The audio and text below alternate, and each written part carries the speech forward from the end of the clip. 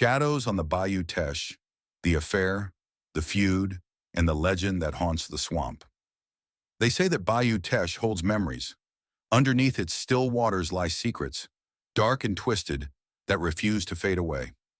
This is the tale of Celeste and Emile, two lovers bound by desire and torn apart by betrayal, vengeance, and a curse whispered in the heart of the Louisiana swamp. It's a story of love, rivalry, and the things we leave behind. And trust me, there's a lesson here for anyone living in the shadows of their past. The setting: Bayou Teche. In a small Cajun town near Bayou Teche, the traditions of old Louisiana lived on. Families kept to themselves, whispered stories of the bayou's hauntings, and obeyed unwritten rules passed down for generations. One family, the Lebeaus, had held a special place in the town for years, thanks to their wealth and influence. Across the bayou was another family, the Broussards, poor but proud, who scraped a living from fishing and working the land. Celeste Broussard was the daughter of a fisherman, wild as the bayou itself, with a beauty that could stop any man in his tracks. But her heart belonged to Emile Lebeau, the handsome, ambitious son of the wealthy family. Their love was fierce and reckless, yet forbidden by the feud that raged between their families, a feud that ran deeper than the swamp's still waters. The secret affair.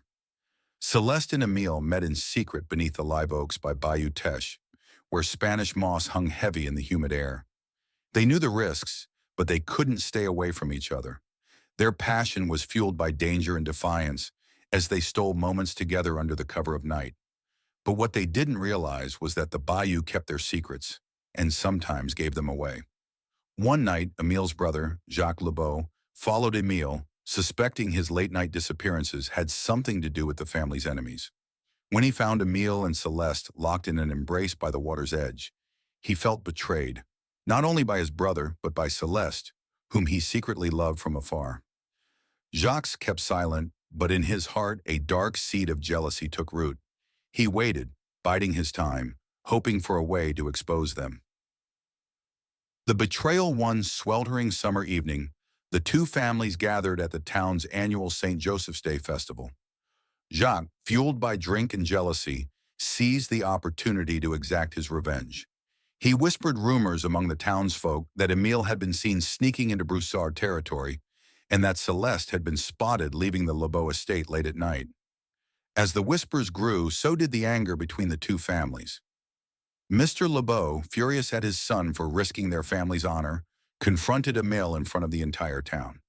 Emile confessed his love for Celeste, but his father, in a rage, swore that he would disown him if he continued seeing her.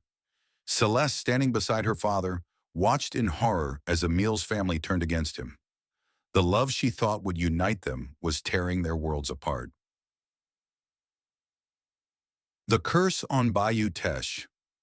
Desperate and heartbroken, Emile and Celeste decided they would flee together, far from Bayou Teche, leaving their families and the feud behind.